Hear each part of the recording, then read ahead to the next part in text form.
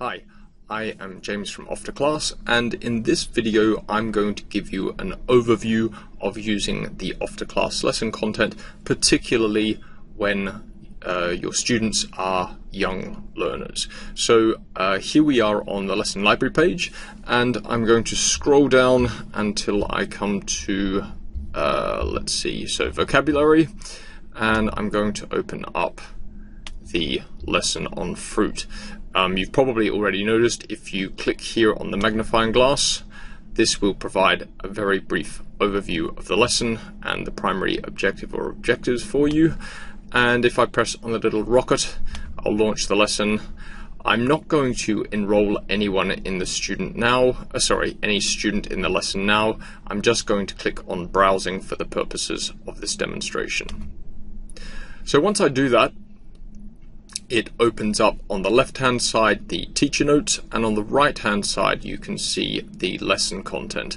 Now I don't want, I'm going to show this demonstration as if I were plugged into a smartboard, or perhaps projecting this onto a screen, or even perhaps doing a lesson one-to-one with a student, and where both student and teacher are looking at the same source. If I were using a laptop or a tablet, for example.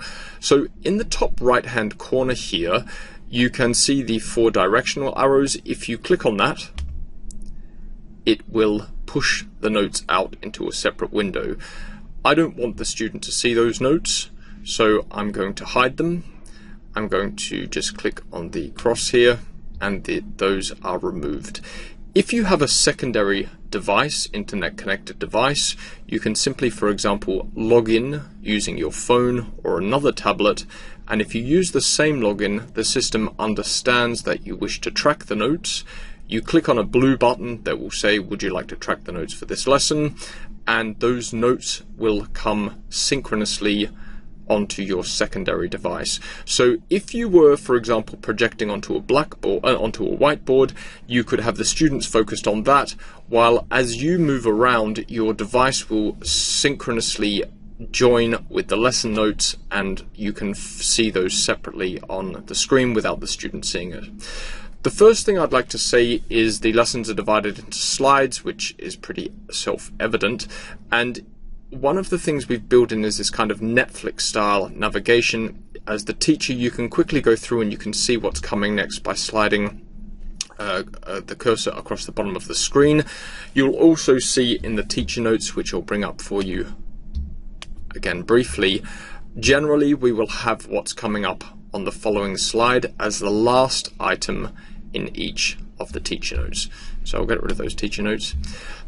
The other thing I want to highlight is that these lessons have been designed for 50-minute lessons, but primarily for students aged 12 and above.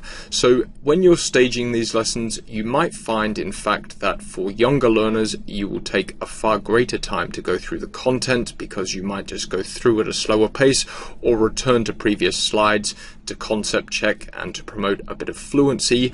So one of the things that you can do, if you finish a lesson, for example, let's say we got to slide 7, you can actually pop in a note here, and you can say here, for example, that we finished on slide 7. Oops. Oh, bad typing. Still wrong. Okay, finished at slide 7, and if you save that note, it will actually pop up for you the next time that you enroll into this same lesson, and so that will highlight for you that you can start the lesson from 7. You can put anything in here. Obviously, all you need to be aware is that whatever you submit as a note could be visible to your students if they're looking at the screen when you enroll into that lesson later. Okay, so we'll come back to the beginning of the lesson. As we go through, we generally start the lessons in very much the presentation, an introduction, a warm-up, or a small kind of image-based slide to elicit language, and then we'll go into perhaps an introduction, a demonstration, and finally into production. That does change depending on the lessons, but hopefully the flow becomes kind of intuitive to both you and the students. As we're going through here, I just want to highlight, especially with young learners, if you are using a screen and you feel comfortable using annotations, we've built in a couple of tools in the top right hand corner here for you to become familiar with and use if you feel they're appropriate. So the first one is the magnifying glass, which does exactly what you would think. It zooms, so you can get students to focus on a particular area, and I might start by asking, what fruits can you see here, and then move across and around the screen. And this can be particularly good if you feel that there are too many images on the page or that you wish to focus. I'll remove the zoom by simply clicking on that again, and it brings the screen back to its normal resolution. So I've elicited some language. I'm going to move on to something here, and I'll point out that if you were logged in on a secondary device, being your phone or the iPad, the answers to any exercises or example answers will always appear to the teacher in the teacher notes. So you'll always be up with the students. If you're having a slow day or feeling a little tired, sometimes we can look at exercises, and those answers hopefully will help you to stay one step ahead of the students when they're giving you answers.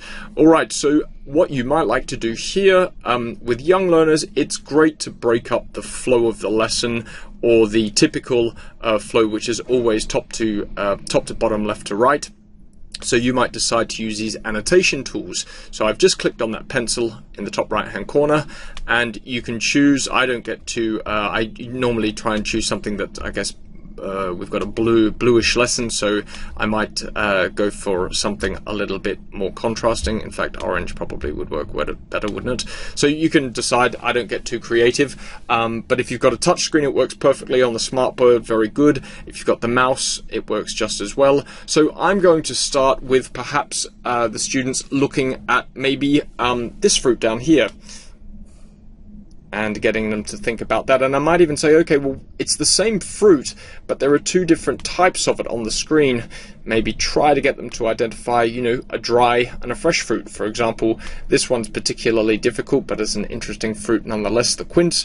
Anyway, you can go through that. You can even, perhaps if you're particularly adept, you might even want to write on the screen. And, okay, we've got here a lime, slightly different to our friend the lemon. So the tools are there for you to use as you will. Obviously the screen can become extremely crowded, and to erase those you simply go to the two arrows here, click on that, and it will remove any of the annotations. The annotations do not stay with you throughout the lesson, and they aren't saved because we like to send a clean summary to the student. I'll explain what we mean by the summary slides later on. So as you're going through the lessons, you'll see eventually we come to some vocabulary.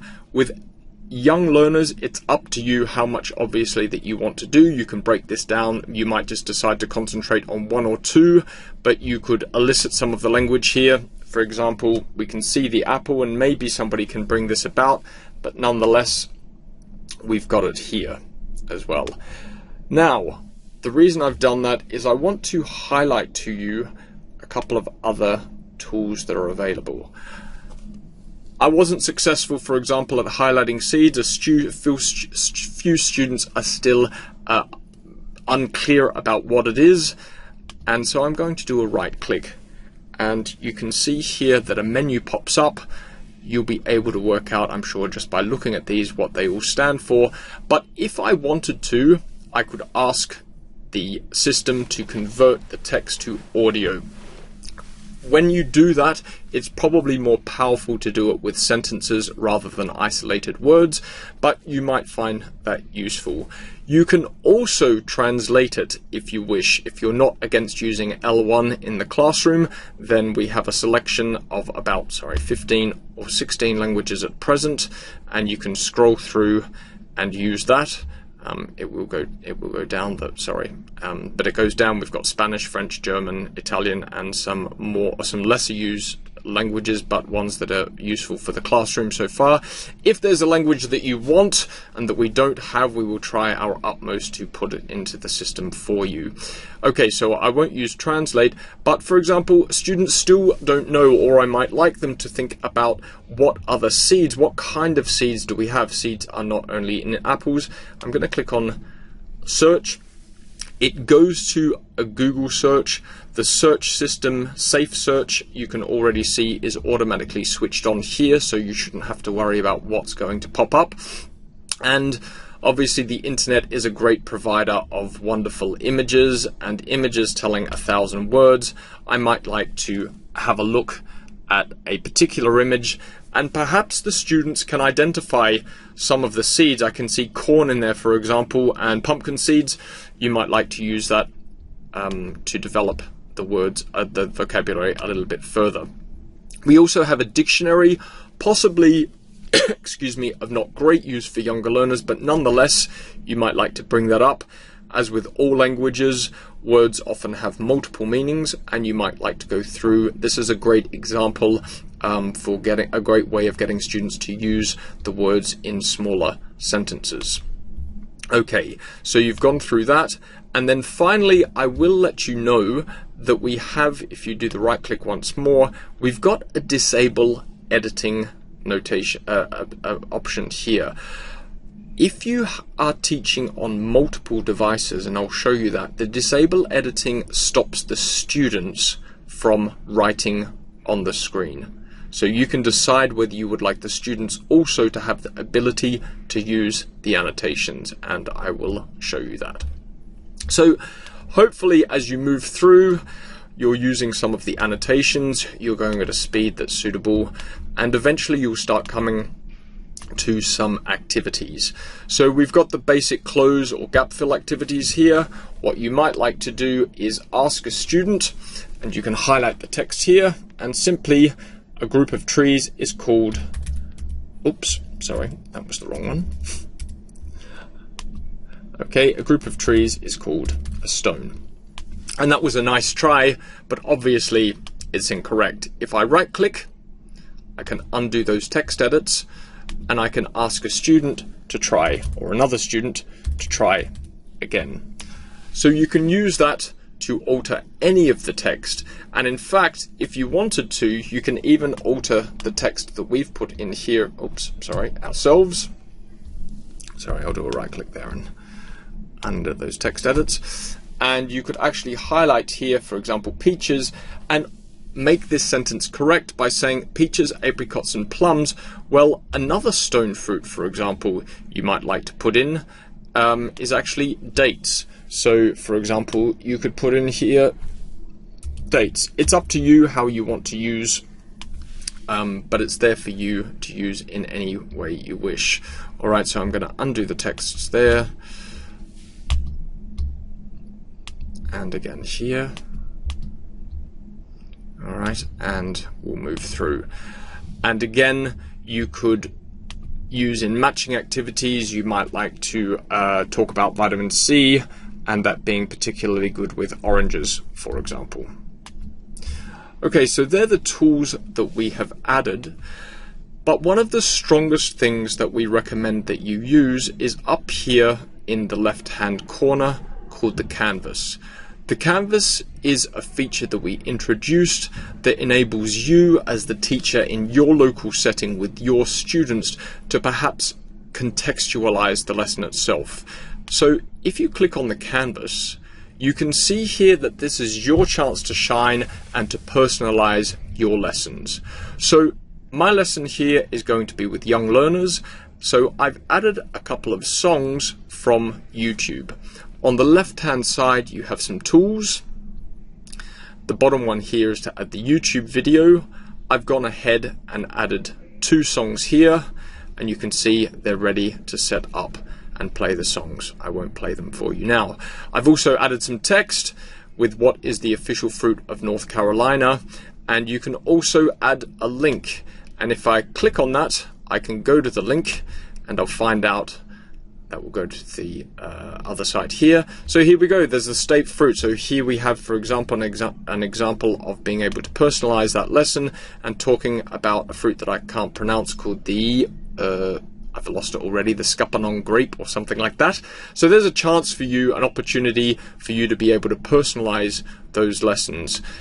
I will let you know that a canvas is associated per lesson, per teacher. So for each login, you will have a separate canvas that you can use for each lesson.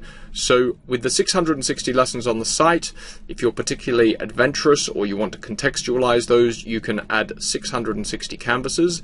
The canvases are not limited by length or width, so you can make them as large as you like, and you can use the scroll button here to see I could have that extremely large, or you could make it a smaller canvas if you want. It's up to you how large. The other thing I want to let you know is that the canvas is sent to the students as the last slide of a summary. If you send homework, the students will have access to it. If you enroll the students will have access to it. So whatever you put on the canvas slide, the students will access it. So that's something to be aware of. Just make sure that it's visible. I'm going to close the canvas. I come back to the lesson. Okay, and there we go. So hopefully you will have used some of the tools. As I said, for young learners, you might find that they're particularly that you take it at a slower pace. There's another gap filler here, and I'm going to close that now. When you close the lesson, it will bring you back to the lesson library. So the other thing I want to highlight, or sorry, I'll reiterate, is that the demonstration I just showed you was when you're using a single device. Now, you might like to use multiple devices, in which case you need to enroll students. Now, a lot of you, if you're using this as a school, when you click and launch a lesson and you have a drop-down list, you will actually be able to choose an entire class, and that class will be attached to students. For the purposes of this, I'm going to enroll a single student, Maria Elena, and you can see now that a note pops up, as I mentioned before. If I no longer need that note, I can simply delete it from here, close that, we're back in the lesson. I'll just scroll down again and show you that indeed Maria has been enrolled in the lesson. I would go through the lesson as normal with her, but what I want to show you is that if she has logged on, what does Maria see? So I've taken the liberty of this is the login for the student. I've also changed her language interface, and you can see that the instructions are appearing in French. If you wish to change the student interface, you can go into the Student Management tab. I'll just close the classroom for a moment. I'm going to close that without sending. You can go into the Student Management tab, and if I click on Maria, and then I click on Info and Settings, you will see that here you can select your student's language interface. You can choose from the drop-down list, okay, and then you can click on Update Student as required. I'm not going to change her language interface at the moment. So I'm going to enroll her back into that vocabulary lesson.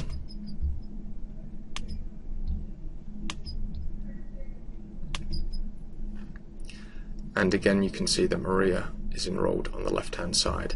Now, you'll notice that if you're going to teach on multiple devices, the student, you do not need to get rid of the notes, because when we go back to the student, she can connect, in this case Maria, to the lesson, and this will be synced automatically. So the student is seeing only the classroom, whilst the teacher has access to both the notes and the classroom. And as I move along, I'm now on the teacher side. If I move through to slide 5, you can see at this point, going back to the student, that the student sees only the slide that the teacher is looking at, and that moves synchronously for the student. Now, the other thing I want to highlight again is this pen. I've switched on the pen, and in the right hand side you can see a slowly glowing green pen. This means that the student now has access to the drawing tools, and so you can decide and ask a question such as, okay Maria, could you please circle the fruit that we call watermelon in English? And now from the student side, Maria's decided she wants to highlight that in blue because that's her favorite color. She can come on, circle the pen, and if I go back to the teacher slide, voila, it appears there for you. If you're teaching multiple students, particularly young learners, they're very adept at using annotations and technology, sometimes more so than us. So we've included the option for you to disable the notes, and I'm going to clear that for a moment, which will clear from her screen.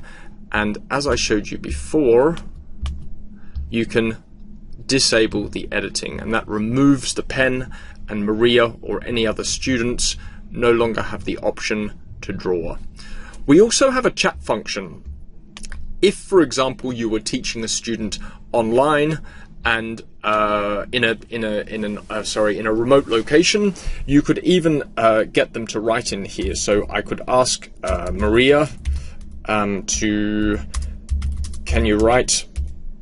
Sorry about my typing.